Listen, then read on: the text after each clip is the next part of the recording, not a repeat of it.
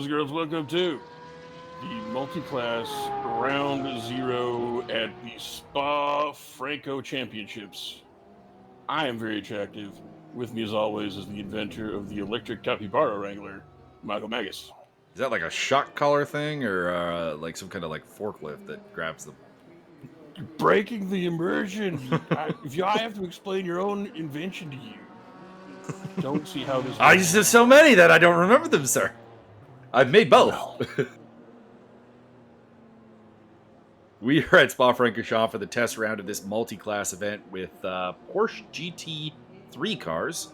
If I need to tell you what the Porsche looks like, I don't know what to tell you. It is that green car that you see on the screen right now. And it said BMW C2s in the description, but these don't look like C2s. Hang on, let me see if I misread the description. I believe it is C4. M2s. There you go. M2 C2s. There we go. Actually, I do believe... I don't think I've ever raced these M2s. I don't think so. So they are much, much slower than the Porsches. Obviously, you can kind of tell that by the gaps going on. But, for example, I don't think, Josiah Jerome and me are like, I feel a certain, credit for making him the driver he is. He is not 15 seconds faster than Magic Cash Jack. We'll just put that way around Spa. That is not actually a thing.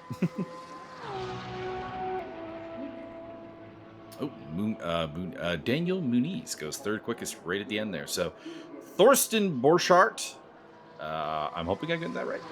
He's a new face. Josiah Jerome, Daniel Muniz, Fotis Zoglu, Christian Kuvic, Martin Evans, Andrew D, Yuri Krachachville, Luciano Achazo. Hey, Luciano's back. Hey, Luciano. And I think Ken Scott are your Porsches. And then Timo Ryder, Andy Darnell, Vic Vega, Magic Cash Chuck, Steve Davidson, Jeff Ecott, James Butler, and there were some other people there. Oh, there's somebody in a hot pink Porsche. That's an interesting move. Now, I believe we're using the rolling start here. The rolling start? Well, in multi-class racing, you usually use what is called a rolling start, where instead of everybody being stationary and then, red light, green light, or yellow light, go, which would cause a lot of chaos with the differences in the car dynamics. We are, I think, using the rolling start here. It's also why the camera wanders around the track. This tends to happen when you in race room when you have the rolling start on. You can see the grid is not actually forming up, so they're probably back around Stavlin right now. Or Blanchiment, I should say. Probably. Here we go. Never mind. It is a standing start. Anyways, here we go.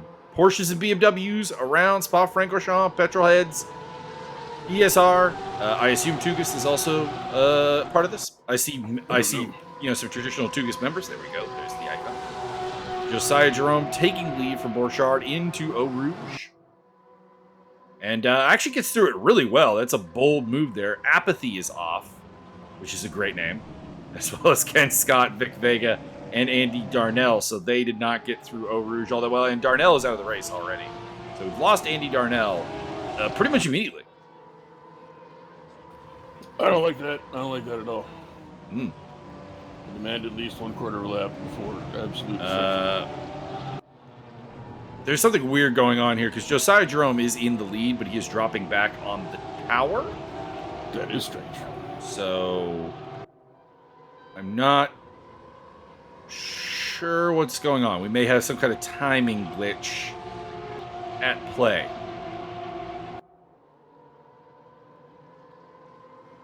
I am voting for AI has taken over and enhanced his driving ability so much that he's actually going back in time. Well, he's not the car in the lead, actually. I'm looking at this now because we've had Josiah Jerome being displayed as the car that we are following, but we are clearly not because those liveries do not match. Oh, yeah. So the spectator mode appears to have glitched. Hopefully it doesn't do this in an actual race. So I believe that is Borchardt we are looking at right now. In the very nice livery there. I don't think I've seen that livery. Very nice. Very sexy. In second place, Muniz, I believe, is that red car. Zoglu Also in, I think, the same livery as Borchardt. And then Edmonds is back in 4th place. He might be the hot pink car. No, he is. Okay, he's either the hot pink car or the lime green car. I think the hot pink is Christian Kubovic. And then the green car is Martin Edmonds. And then it's Josiah Jerome, who is the livery you're seeing displayed down at the bottom there. He's in 6th place. Followed by Ichazo D. Kurtachville. And the leading BMW, I believe, is Ryder. Now, it would be nice if we could get that displayed, the brand marks displayed on the tower in the future. Martin, ping. Because we're doing multi-class racing, and I would like to know where the classes divide. Right down the middle. There we go. It's Kazchuk, actually, who's leading the BMW. So Ryder's in a Porsche. So it's Kazchuk, Davidson, Ecott, Butler, Zatoni, Vanderbergy, Vega, the running BMWs, with Scott and Apathy being out of place currently because they are behind BMWs when they are in the faster car. But they had problems at the start, so that explains that. Still not sure why it's stuck on Josiah Jerome as our reference here, but Nicozel Vanderbergy, you have been given a slow-down penalty, please. I mean, Josiah is the gold standard, and therefore has been selected? I don't know. Well, not really. I mean, Borchardt's been the gold standard today, so, like, he should be getting all the love. Also, his name is Thor. I mean, come on. It's not too bad. Borchardt with a vengeance.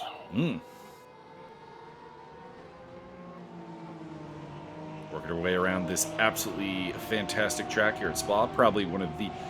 easily on the Mount Rushmore of greatest racing tracks in existence. So many different disciplines can race here and be very, very challenging. Eau Rouge, the bus stop, Stavelot, Blanchimont.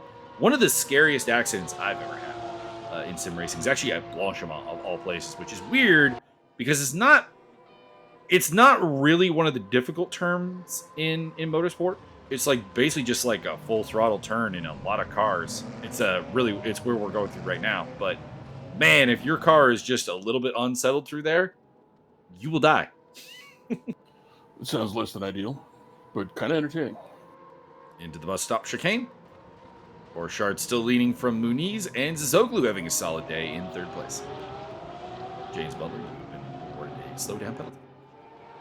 Surprised Butler picked the BMWs. He has historically been a guy who does like the Porsches. They're a very unique car. The Porsches, its engine is much further back than most cars that you ever drive is. It gives it a completely different feel, completely different balance.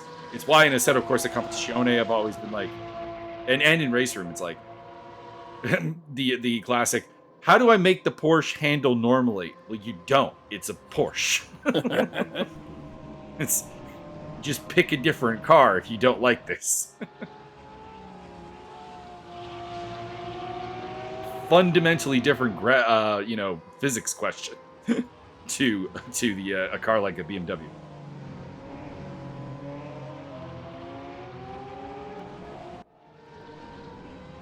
Josiah Jerome is falling backwards still. He's lost a spot now to Ichazo. Not that we saw that, but you can see he is still our locked on info point. I don't know what's up with the spectator. I don't think it's ever done this before. So we're kind of flying blind a little bit, but hey, this is just round 0. This is a test round to get the kinks out, and I guess that includes with the spectator tool as well. Maybe there's been an update somewhere and not somewhere else. Who knows? So Borchardt under pressure from Muniz. I assume that is Muniz. Anyways, again, we're flying a little bit blind, but I think the tower appears to be accurate. So that is Muniz chasing him down, and Zoglu in the background there. Not quite able to keep up with them, but running pretty comfortably in 3rd. Well, Edmonds and Kubovic are having a phenomenal battle for 4th place. I would personally love it if we could get that on camera, because they have changed 4th place like multiple times. Well, you can't. But yeah, we do not have that control. We're not doing this live. We're doing this in post. Our boy Ariel Zatoni not doing very well down there in 17th place, although that would be 5th place for the BMWs. So I guess that's not that bad. But still, he's behind a couple of He's behind a couple drivers that, if I may be so bold, are historically not as fast as him. I'm at least 3 times as fast as him. So, talking about championship predictions here, Byron, you got anything? Scott Nick will take the championship in the final round. It doesn't seem to be here, though. See, that's what I'm saying. It's going to be a surprise. Well, Borchardt looks pretty good. It's always a bit weird, though, when somebody new shows up and is, like, really, really quick. Are they going to do the whole series? Is this going to be a part-time entry type of thing? But if he's got this kind of speed and he's got the attendance, he's a definite candidate. Josiah Jerome is always someone I like to big up. Martin Edmonds has got the consistency and the attendance record that he's always going to kind of be in the mix. Mm-hmm. I could also see Daniel Muniz. Same problems as Borchardt because, again, new guy to the field, really fast, really rapid. Is he going to be here for every race? Who knows? Ooh, Kubovic is off. And dropping backwards through the field. So that's my thoughts on the Porsches. There may also, of course, be people missing today who, will show up eventually. Looking at you, Tobias Thierolf. Come on, man. They're driving Porsches. And that could obviously change things. In terms of the BMWs, I'm going to be honest. I don't really see how Magic Kaszuk does not win this series. He's not, far and away the fastest driver in the field. I would say actually Zatoni probably historically has been. But Ariel is the type of guy to make a couple mistakes and have a couple of bad rounds. And that's going to hurt him in a championship. Whereas Kaszuk has the speed and the consistency. So he's my pick there. By God, that's Tobias Thierolf's music. But everybody could prove me wrong. And Martin Kung Fu Fighting. Martin Edmonds and Josiah Jerome are having an excellent fight for 5th place, which, again, we're not getting on screen. I feel like if there's one car that the camera should have been locked to in terms of the race, it probably should actually be Martin. It seems like he's in a constant battle for 4th or 5th place. But we are getting some interesting things at the front here. Muniz is putting the pressure on Borchardt, and Zazoglu is coming alive into this battle to make it a 3-way fight as well. As they go through the bus stop once again to the start-finish straight and into La Source. Muniz down the inside. Muniz, the classic overshoot. Got the inside line through La Source, but unfortunately that usually means a bad exit. And Borchardt takes the lead back heading into Eau Rouge and Radion. The hardest corner on this track. Very easy to mess up. Very easy to have bad things happen. But is it easy to get drive through? Easy to get drive through? Not really. No extra fries. Sorry we got your order wrong.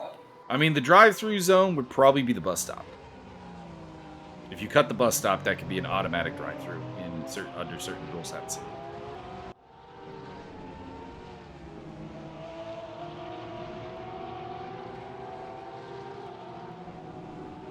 Nope, we lost Tobias Ryder.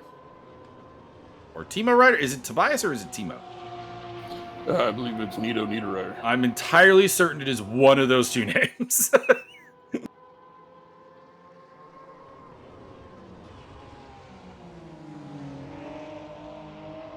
I believe it is Tobacco Jones. Tobacco Jones Ryder.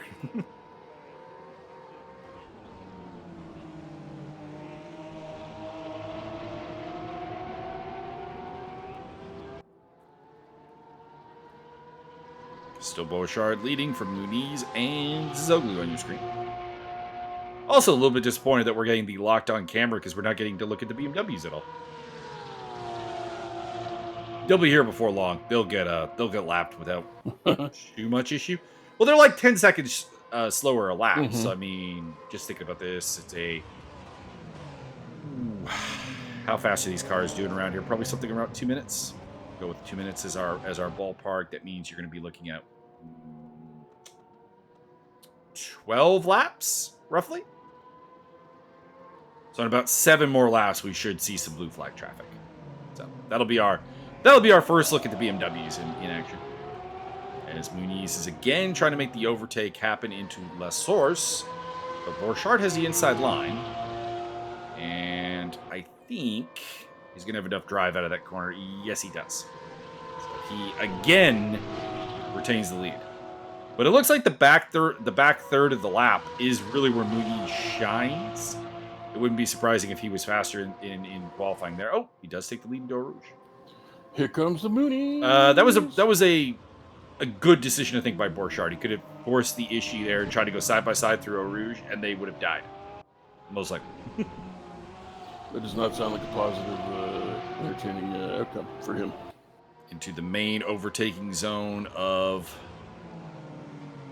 I am blanking on the chicane's name, and I feel bad about it. Lacombe! There you go. But Borchardt cannot get through there, but he does have the inside line coming into this next turn here. A little bit of contact. And Borchardt spins himself out. I would say that's more on Borchardt than... Oh! Almost reversed into traffic. Managed to just avoid it. And he'll rejoin behind the hot pink car of Christian Kubovic.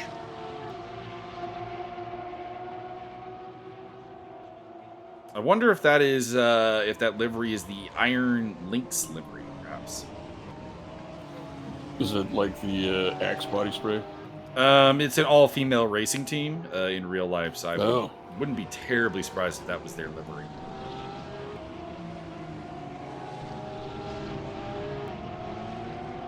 I think I have the right name there, anyways.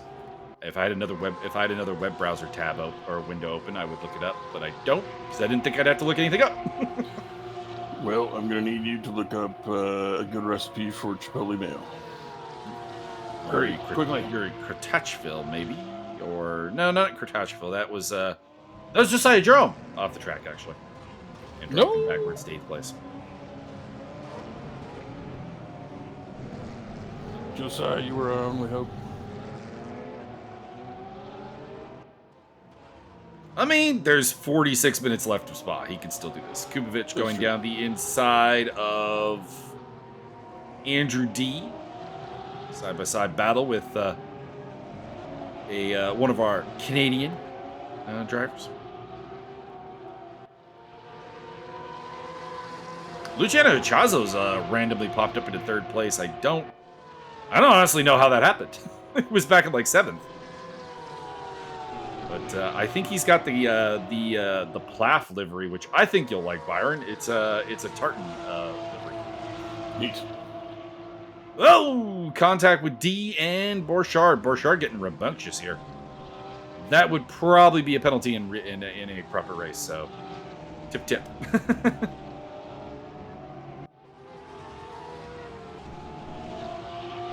We'll see if we get a good look at Chazo's livery for you, but no guarantees because it looks like we are stuck riding with Mr. Borchardt the entire race. Josiah Jerome in the background overtaking Andrew D for 7th place. Pit window is open. Looks like it's a 30-minute pit window, mandatory pit stop. Makes sense. Going an hour around Spa-Francorchamps without a pit stop is a little bit unusual anyways. Certainly a feature of endurance racing in reality, but this is not really that particular discipline. I believe you should be awarded double points if you make it all the way around with no pit stop.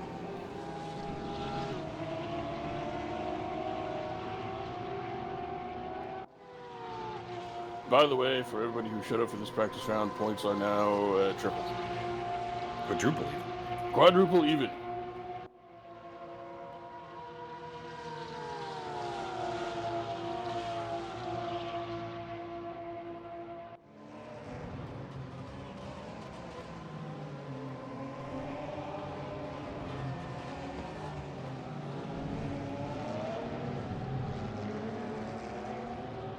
It's gonna bug me that I can't remember that team name. I'm gonna look it up.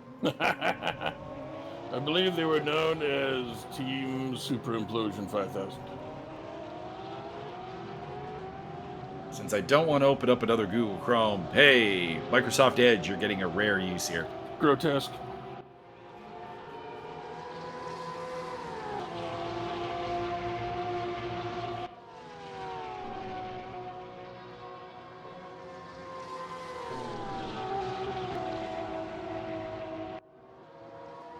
Iron Dames. There you go.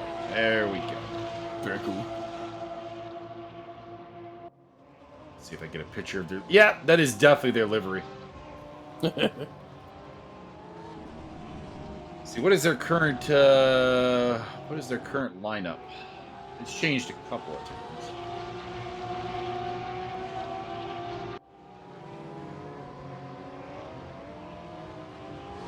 Are they Danish? One of them, I think, is Michelle Gatling. Gatchny? Gatuchkenberg. It's not Gatuchkenberg. I could confidently say that. Current drivers: Rahal Frey, Michelle Gatting, and Sarah Bovey, who's Canadian, and Dorian Pin, and Cecilia Martin, Karen Gallard, I don't know her, and Natalia Granada, Sarah Rumeau, and Mata Garcia, Julian Amblard, Vicky Farfus. I wonder if that's any relation to Augusto Farfus. She is very, very young, so I'm going to guess daughter, possibly. And Mia Ogre. Ogre? Kind of an unfortunate last name, to be honest. I mean, could be good, could be bad, could be good. You never know. See, if you look like Shrek, then it is unfortunate. Now I'm curious. Let's have a look at Vicky Farfus.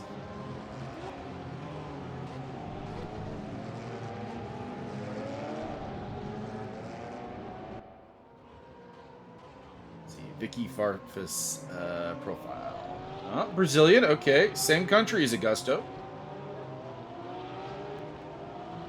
Doesn't say anything about any relationship to him, though.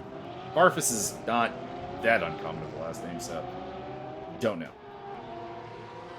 But there is a long-standing tradition of, let's be honest, nepotism in motorsport. So what? It wouldn't surprise me. Well,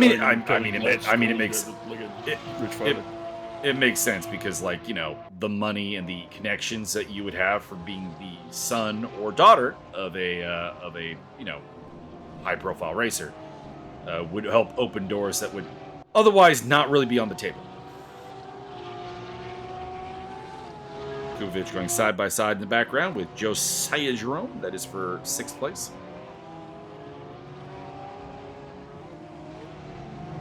We have our first pit stopper. It's Van der Berge, who has been in and out. Going to go with a long second run. All I can hear now in my head is Jungle Boogie. Van der Berge, Van der Berge. Van der Berge, you now have a theme song.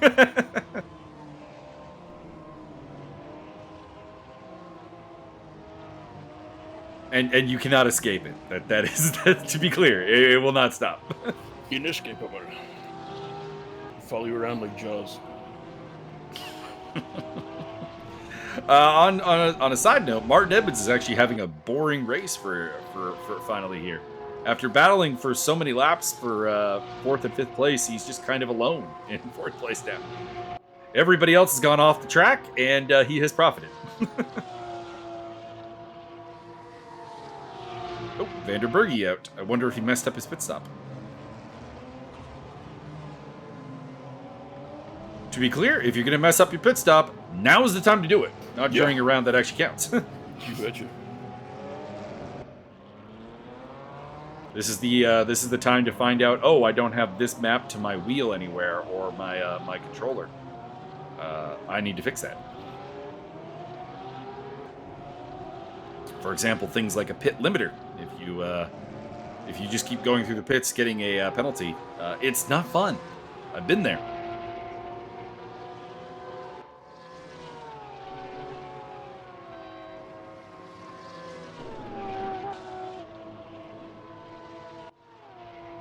Might as well pull up a Spa track map while I have Microsoft Edge open. I believe it's just one giant octagon. I largely know Spa's corners by heart, but there are a couple that don't necessarily sink in. Like, I'll be honest, if you ask me which corner Ravage was, I don't know. I do not, in fact, know. It's the one that either goes right or left. It is a hairpin. It's turn 8. I'll point it out when we come up to it. In fact, you know what? That's it right there. Shazam! It's like I have psychic abilities. Dun dun. Heading down into Pouillon. Steve Davidson has been into the bits for his service. He is good to go to the end of the race.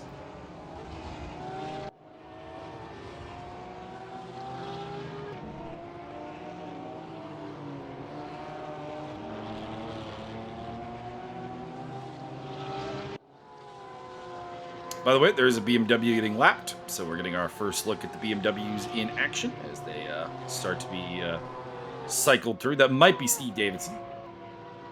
Might also be Vic Vega, or I don't know. I don't know who's been rocking the white and green livery. But Steve is in last place, so he would be the first one to get lapped. But he also is pitted, so he may have skipped the lapping portion. Mr. Vanden Hot Dog has not finished. I noted that earlier. He was the one that I think may have messed up his control settings. Oh. I missed the first part of that, my bad. He went into the pits and, like, basically instantly retired after the pit lane, which suggests that, you know, maybe no pit limiter, maybe no, you know, maybe problems. I missed the point where you'd mentioned that exact thing. Not a problem.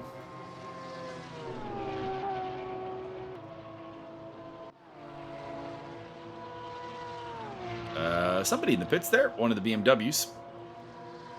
Could not tell you who, although we'll find out shortly enough. Somebody's red pit will turn green, and well, that's your guy. I think it's Butler. He's the one falling backwards through the field, so I think it's James Butler. He's in for service.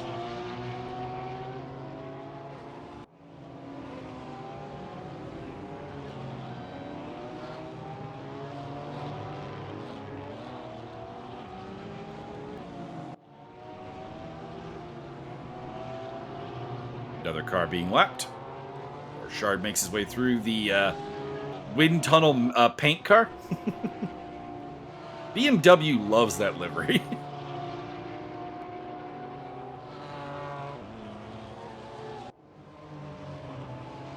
And can confirm it was James Butler in the pit lane. There you go.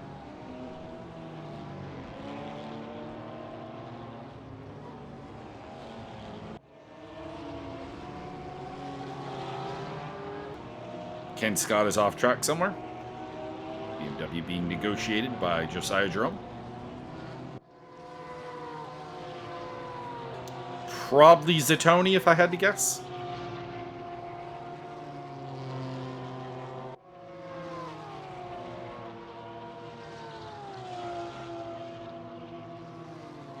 That's Martin Edmonds in the green Porsche up ahead.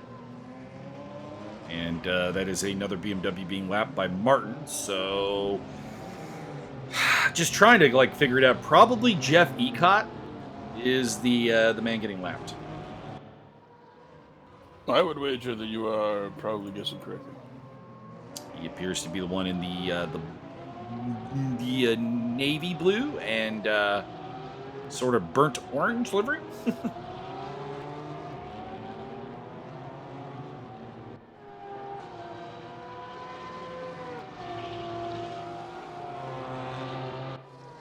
I think it looks pretty good, actually.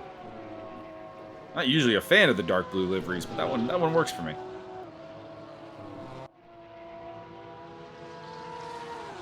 Although I still do think Borchardt probably has the best one. Zoglu off the track somewhere and falling back down the order. It looked like he had overtaken Muniz, so that may have been a overshoot of the track that ended up biting him, but he has lost spots to Ichazo, Edmonds, and Borchardt. That's him rejoining in the background. Jeff Ecott off the track.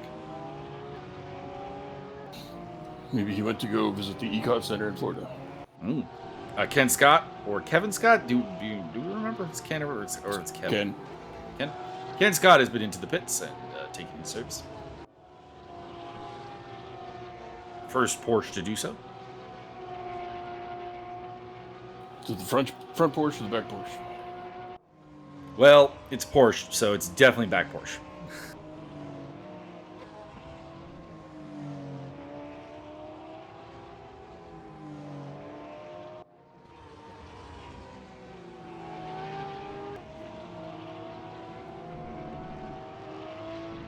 Trying to find a better track map here. The one I have currently has a couple of unlabeled turns. They just get numbers. But I want all the names. All of them. It's actually a hex code.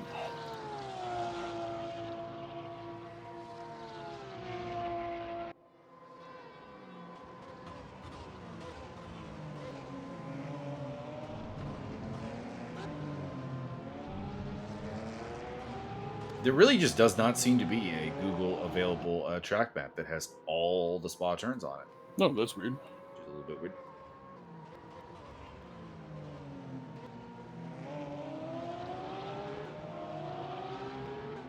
There are, of course, also different names. I don't honestly know which are the old names and which are the new names. For example, Rivage, we were talking about before, either is known as Bruxelles now or was known as Bruxelles at one point. So that's always fun. A couple of turns have never changed, of course. Eau Rouge and Radillon, La Source. Actually, Stavlo apparently used to be known as Campus. So there you go. Is that because you had to race through herded school kids every noon?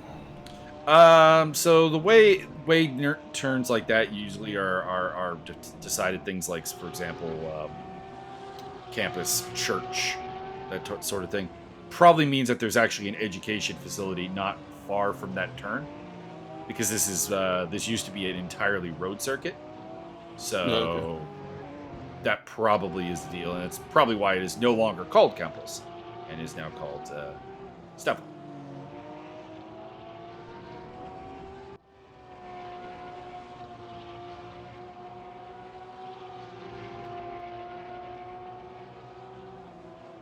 For example, Silverstone has a corner called Club. It is where the Officers Club was back when it was a Royal Air Force base. They don't just have dudes hanging out with sticks waiting to beat you up. Yes, this is the club corner. Boom!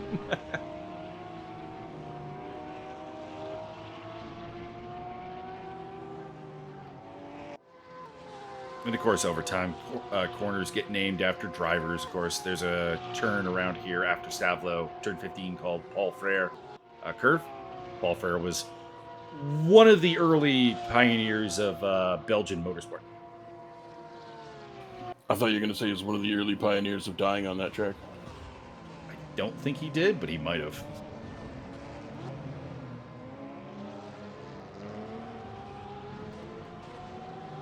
We're going to find out. Nope. Paul Frere died at the age of 91 in 2008. I imagine that was of natural causes. That will do. Let's see here. Do we have a...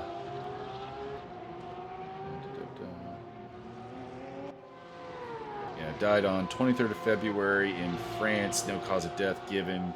Turned 15 at Spa-Francorchamps, was renamed in his... Oh, interesting. He was a world champion, not in just auto racing. Are you ready for this? He was a world champion rower. Oh, nice. Won the national title in 1946 and 1947.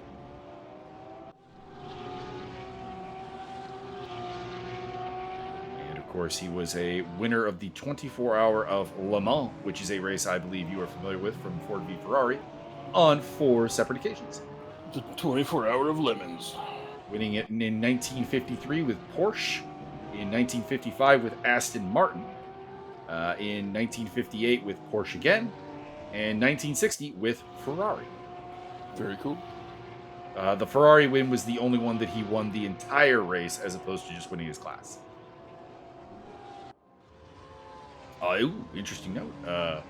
In 1954, he was co-driver with Carroll Shelby Yeah. for Aston Martin Laguna. They retired after 74 laps with a front axle problem.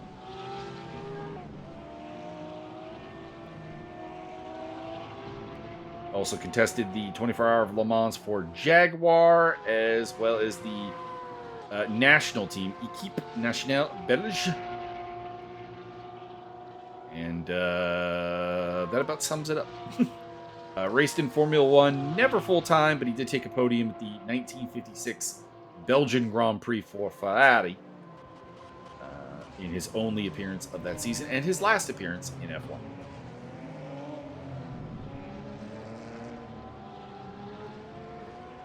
Got pit stops happening right now, so that's why we're killing time with some just random trivia. Luciano Chiazzo has inherited the lead, but it is an inherited lead from some pit stops.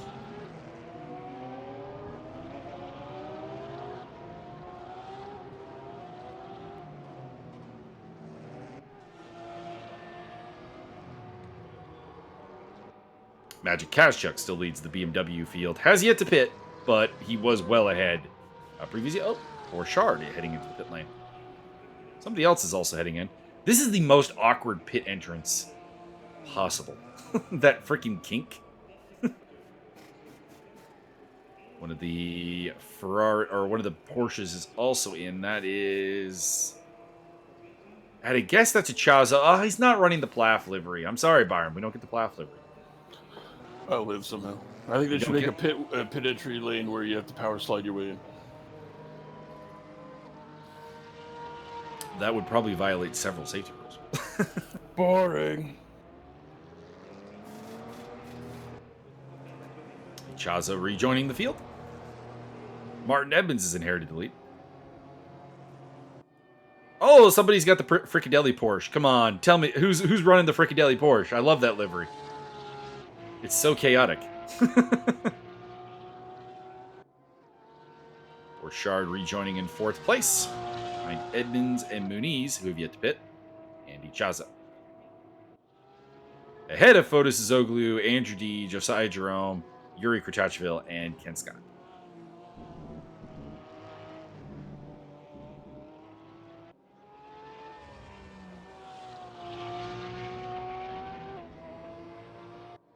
We've lost Christian Kubovic, so no more Iron Dames car. Not sure what happened to him.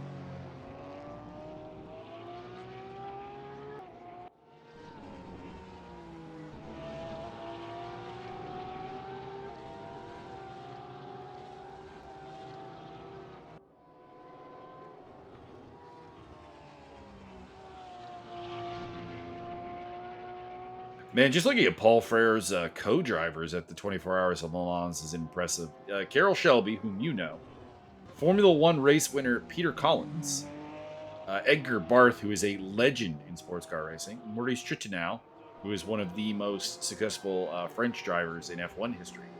And Olivier Gendebien, who is probably the most successful Belgian driver of the early days of motorsport. Good old Belch. Took 2 podiums in F1 as well. Back-to-back races, actually. The Belgian Grand Prix and the French Grand Prix of 1960. With the Yeoman Credit Racing Team.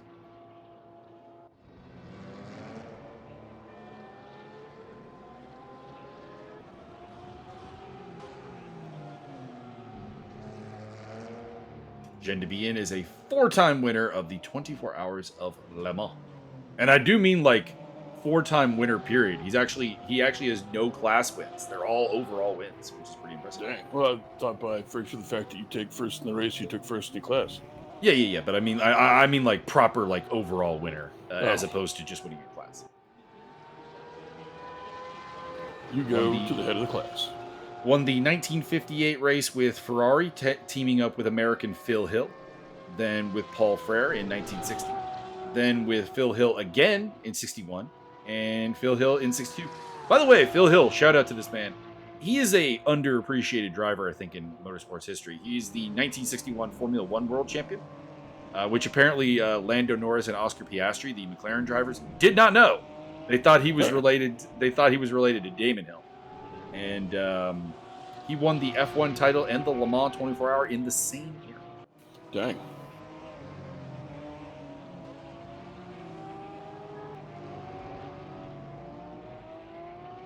Gendebien also is a 3-time overall winner of the 12-hour of Sebring and a 4-time class winner.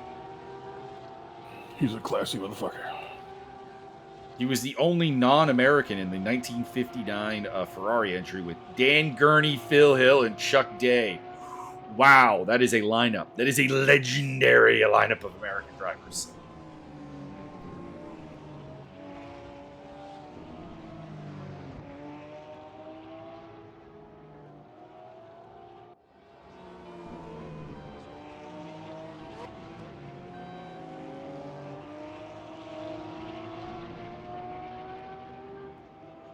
Welcome to Mike runs through the history of like the most legendary Belgian race car drivers in existence.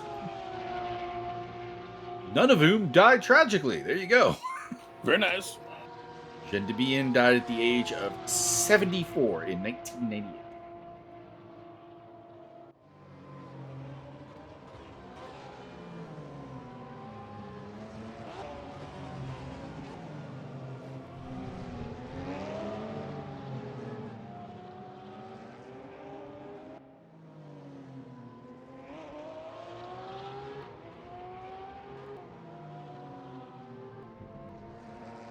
Also, what Gendebien's best achievement probably is he won the 1962 1,000 kilometers of Nürburgring. Yes, that is the Nordschleife.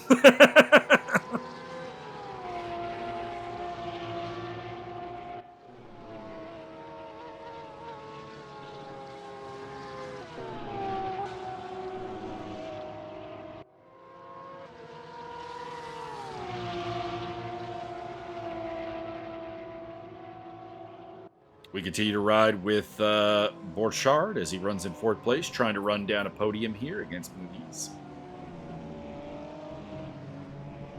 Mike, how fast do you think Josiah Jerome's going right now? Well, about 240 kilometers. Interesting. That would be down the Kemmel Strait, I imagine.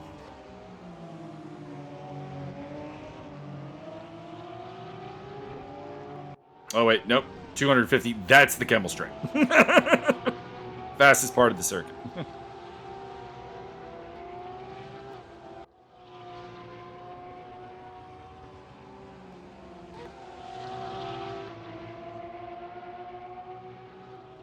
So somebody else is running that same livery as Achazo, because that's Achazo's livery behind Borchardt, but that is not Achazo behind Borchardt, unless Achazo is about to lap the fourth place car, in which case, or the third place car, in which case, just give the man the win now.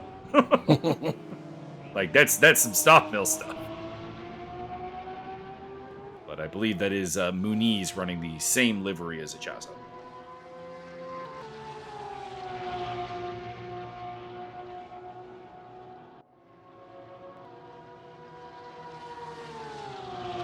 Also, I'm gonna look it up, and if it's in the game and you guys aren't running it, Byron's not gonna be happy. Was there a potential Gulf omission here? Well, we are watching Porsches drive, and there usually is a Gulf Porsche. One would assume. Pulling up the correct car and livery combo. Probably actually should have had this up earlier to try to identify some famous liveries.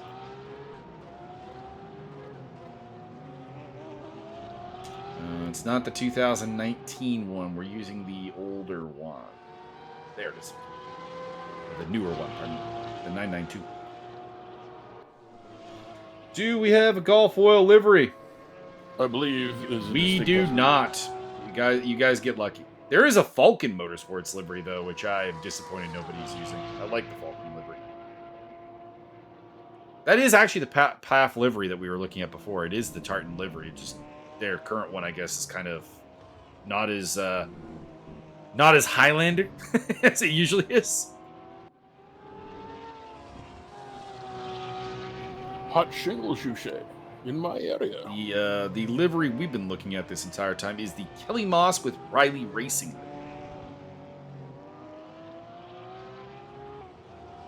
The pink car is not actually the Iron Dames livery. It is the AO Racing livery, and Now that I look at it, and I'll link you up here, Byron.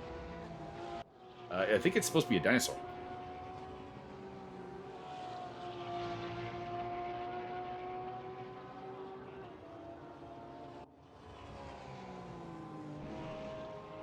Got teeth and everything. Eyes and teeth, eyes and teeth. And claws. And feet. The black one? No, the pink one. Pink. Scroll down, 4th row, middle car. Oh. Oh, okay. I would say that is, yeah. It's got a little bit of T-Rex arms right on the door. It's definitely a dinosaur. Mm-hmm. I like it. I like the eyes for headlights and well-placed wheels where the haunches of the dinosaur should be. Oh, and the green one also is the same. It's the AO Racing, the number 80 car. Very nice. Same deal, just in green. I think that's the car Martin's running and Andrew's running. Oh, there's a Rutronic Racing livery and no one's using it? Guys, come on. Support Rutronic. We ain't got no line speed. I like their liveries. I like the Falcon livery as well. Yeah, that was cool.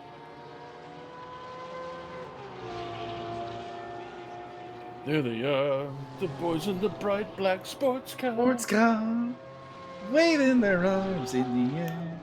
Ooh, actually, the Lion Speed livery is also pretty cool. That's what I said. Number 24. No. There's a couple of good ones. The MDK livery, that's good. With the Lion Speed, and we got the Cheetah Strength, and we got the Falcon Swing. We have a guy in our fighting Discord whose initials are actually MDK, which is pretty fun. That is awesome. Mr. Mars Colbrook. Mars Daihatsu Gold. Also, I mean, your parents named you Mars and gave you the initials MDK. Come on.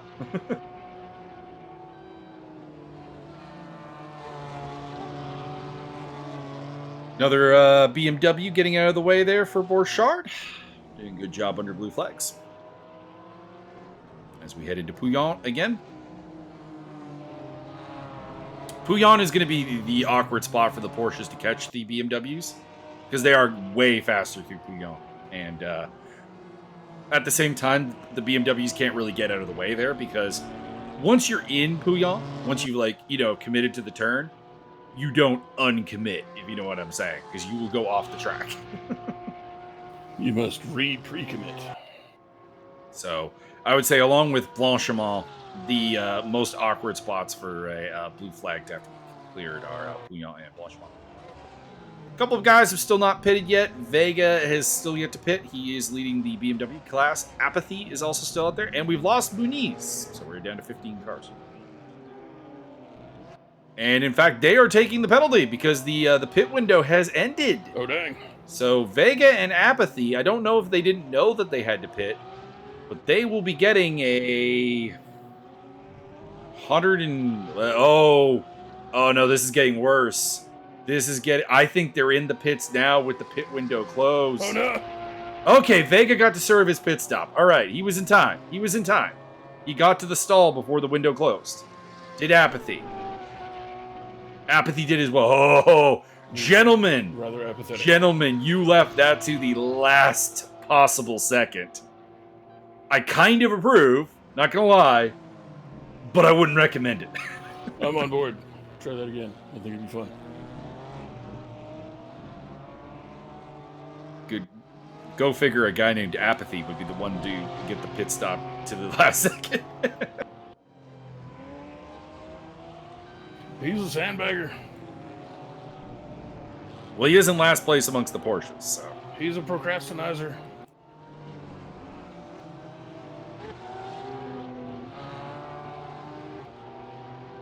So with everything settled, and 13 and a half minutes, well, a little over 13 and a half minutes to go, Luciano Echaza leads by 5.5 seconds from Martin Evans. Then it is this man on screen, Borchardt, Tor Borchardt, who is in third place, 5.5 back, about 6 seconds back of Evans. And then quite a ways back is Josiah Jerome. Andrew D and Fotis Azoglu are on his tail. They are 5th and 6th. Yuri Kuchachvili is having kind of a dull race in 7th place. He is 18 seconds, 19 seconds behind Zoglu and about 2 minutes ahead of Ken Scott. So not much going on there. Ken Scott in 8th place. And then we get to the BMWs. Kazchuk leading from Butler, Zittoni, Vega, Ecott, and Davidson. You'll note I skipped Apathy there. That is because he is a Porsche who is running quite a ways back. If I may say, Mr. Ken Scott and Mr. Apathy, you may want to consider swapping to the BMW. It is an easier car to drive, and I know from experience watching Ken Scott race a lot that there's a skill set that is still developing there. And a little bit of anger there from Borchardt as he laps one of the Porsches. Wasn't super happy. He was in the flash of the headlights. Could be Apathy that he's lapping. Could be Ken Scott. I don't think I have put a name to that particular French flag looking livery. I believe it is Pierre Oulet. Which, interestingly enough, I don't see that livery in the store. Oh, no, there it is. It's the Hubert Motorsport car. Okay. With McDonald's sponsorship. I will still say the weirdest sponsorship I think I've ever seen is a couple years ago. There was a driver named Sean Galale in Formula 2, and he had a Kentucky Fried Chicken sponsorship. It was a bit weird.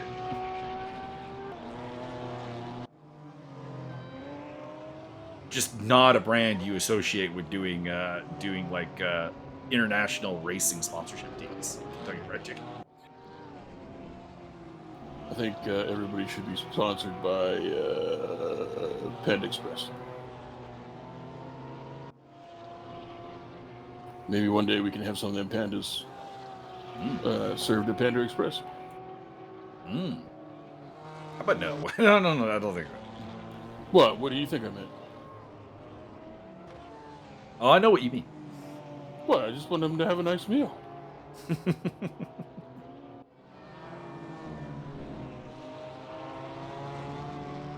trying to think of a company that has never sponsored a race car, in my experience anyways, and that I'm surprised they've not sponsored a race car. Pornhub.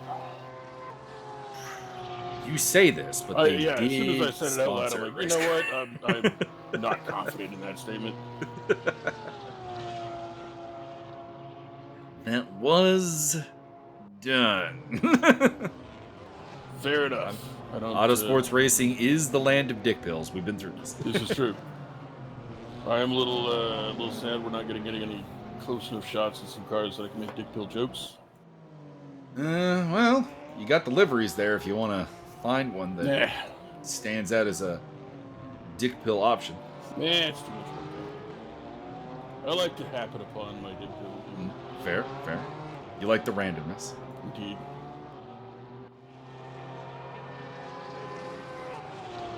I like my dick pill humor whimsical.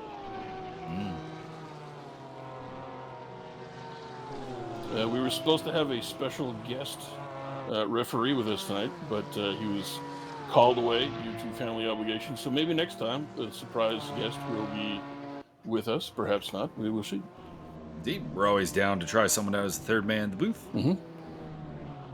Especially because he messaged me asking if he could join up. So he's also asked me about like stewarding stuff as well. So there you go. He's very keen.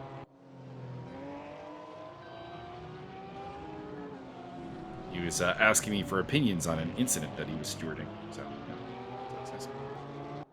Around the outside of a lap car there. I think we figured out who that livery belonged to before, but now I forget who. I believe it was the race sponsor.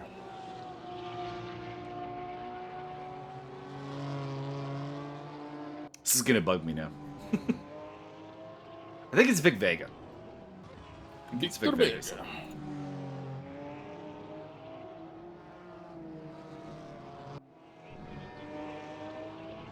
It's not Butler. I remember Butler is the green and white car. It's not Kazchuk, because I don't think we've seen him. I don't think it's a Tony, so I think it's Vega. Be sure to pick up James' new book, The Subtle Art of Buddling. Subtle art of buddling. Very subtle.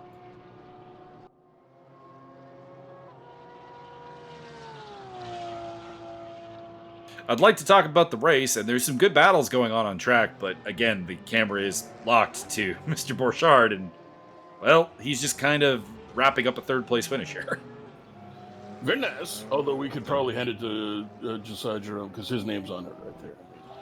True. That's He is about 13 seconds behind this guy. That's half the battle of legality, is having your name on stuff.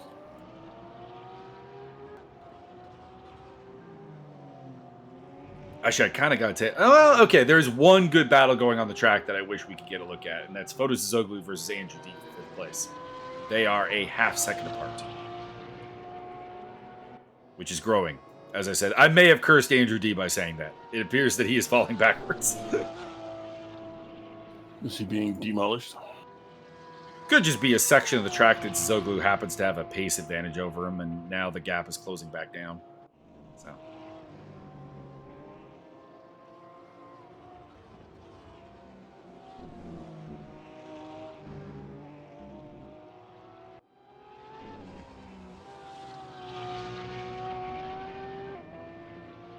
James Butler is still within striking distance of Kashuk in a BMW class win, but it's about 3.8 seconds, so there's not much going on right now, but it's close enough that could, in the next 6 minutes, 7 minutes roughly, get spicy.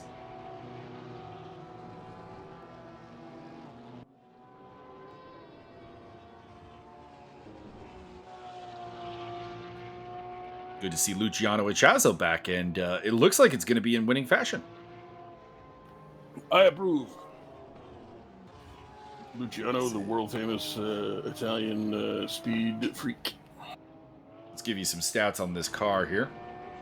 So the Porsche 911 GT3 R992, designed in 2022, has a engine that puts out 575 horsepower. It has a weight of shade under 1,400 kilograms, and has a flat 6 4-liter engine. And it's made entirely out of gourds. And I'll get you the BMW deal as well. I don't think this car was in the game last I played. The M2. What, the Sherman? No, not the Sherman. The BMW M2 CS Racing came online in 2021. Puts out 450 horsepower. Has a weight of 1,620 or 162 kilograms. Is there a zero there or not? You can tell I don't usually actually do anything with. Yeah, it's 1620. I don't usually do anything with car weights. So I don't know what's heavy and I don't know what doesn't make any sense. See here, livery-wise, anything that Byron would like? I think you would enjoy the Bas Kooten liveries. They're pretty cool. Bas Rutten. Bas Kooten. Bas Kooten. Is that a code name? No. It's just a team owner name. I like the Blueberry Racing Team, which has no blue in it. That's nice. It's got gray, yellow, and black as its livery colors. It's the Blueberry Racing Team. That's a bit weird. It's also a Rainbow Racing Team, which does not have a very rainbow car. This is, you guys are missing the mark here with your names.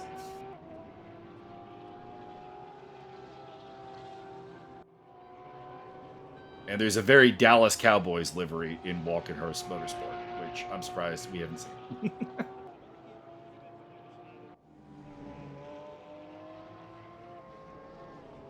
They're all pretty good, but there's nothing really standing out as a lovely one to me. Could also just be that I find the BMW M series to be a bit ugly looking. Like it's a little boxy for a racing car. I find that to be appealing and charming. I like the fact that they're taking these weird cube vehicles out there and trying to race them. Makes no sense. It is stupid, and I like it. What's that vehicle that literally is just a cube? That could be a racing series of idea right there. Yeah, I don't remember either. It was like the Isuzu something or other. I think it was a Kia, wasn't it? It could have been.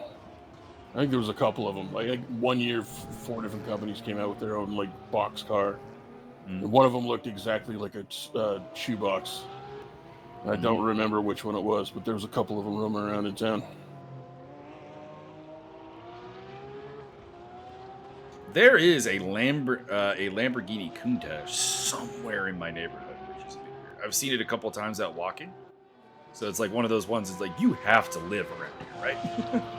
Walking.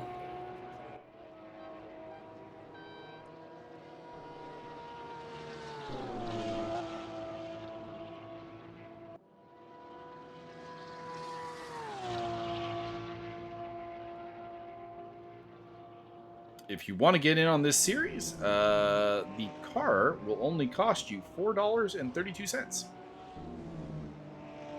If you want to buy one of the Porsches, and if you want to buy one of the BMWs, it is $5.40. That is, I'm assuming that's USD because I'm not logged in on the website, so it probably didn't convert to Canadian dollars.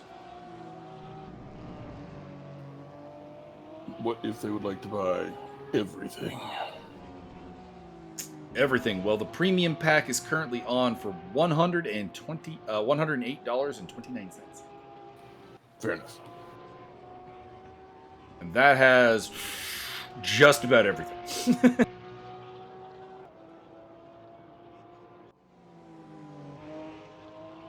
Oh, there's a new pack. There's an On Edge pack that I'm unaware of. What's in that? The On Edge pack contains the KTM Expo GT2 car, the Mazda RT24 DPI, the Expo GTX, and the McLaren 570S. That's not a bad selection of cars. I like it. But do you get the Volkswagen Beetle? Oh, and they've got an Eastern track pack now where you can get all the Asian packs for a reduced price.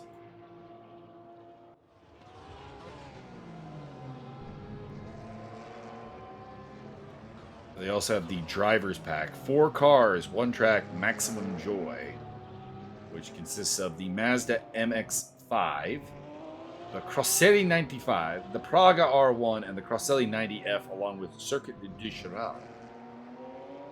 It's a weird choice.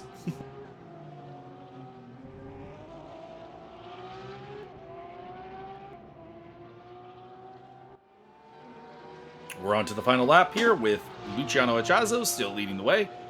No real danger in sight for him. Martin Edmonds and Tor Borchardt are a little bit behind. Then you have Josiah Jerome kind of on his own in 4th place. Foto Suzoglu has pulled away from Andrew D, so whatever we had going on there, not really in play. Yuri Kutachfield in 7th, Ken Scott in 8th, and then the BMW class leaders are leader is Kazchuk, followed by Butler and Zatoni. Apathy is finally overtaking some of the BMWs in 4th position. And mysteriously, by way of editing, your winner, Martin Edmonds. So you don't waste it on this race, sir. This is not for points.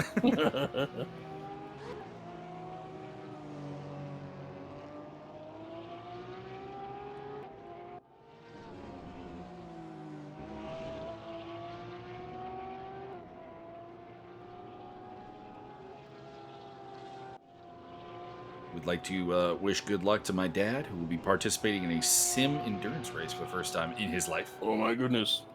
He's coming over and he's going to drive my rig, and I'm going to watch as he probably crashes into a wall. On that note, your boy, the one true Kyle, was over today. We watched Godfather 2. He had never seen it before. He was sufficiently impressed and pleased, and started asking me questions about sim racing. And apparently, his dad, who is kind of newly retired, is looking into stuff. So I said, "Hey, you want to come on down? If you want to join up with the boys here at ESR, we could probably make that happen. Mike and I will make fun of you on commentary." Yes. But we also, down the line, once you get good, we recognize that you have gotten good, but we still tease you. Mm-hmm. You could be the new Josiah Jerome. Correct. Who we've watched grow up into a fine racer before our eyes as he runs in 4th place right now.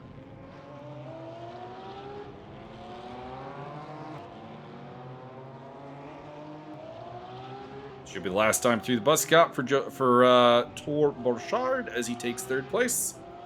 Could have been a win here today, I think. He had the pace. But I think at the end of the day, he made a mistake, got pushed off the track, fighting with Muniz for the lead. And or was it? No, it wasn't Muniz. It was Fotozoglu and him that had contact Did he receive Muniz to the head on the ground? while battling over second place, technically behind Muniz, who unfortunately had his day end in a unspecified issue that led to him retiring.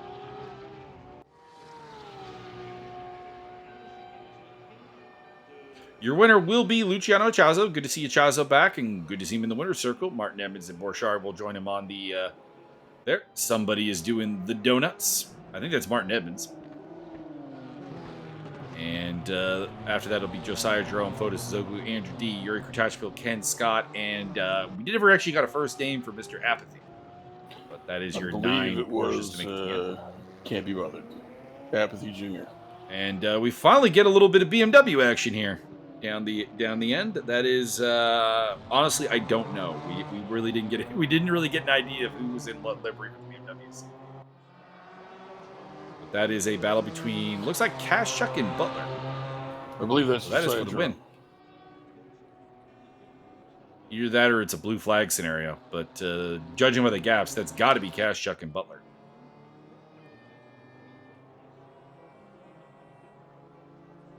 Who are first and second in the BMW class. Joining them on the podium will be Ariel Zatoni, Vic Vega, Jeff Ecott, and Steve Davidson also finishing. There you go. Apathy gets a 90-second penalty. Not sure what for. That wouldn't be a pit infraction because that would be longer.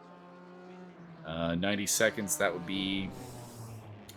Maybe he didn't serve a drive-through, and we just didn't notice it.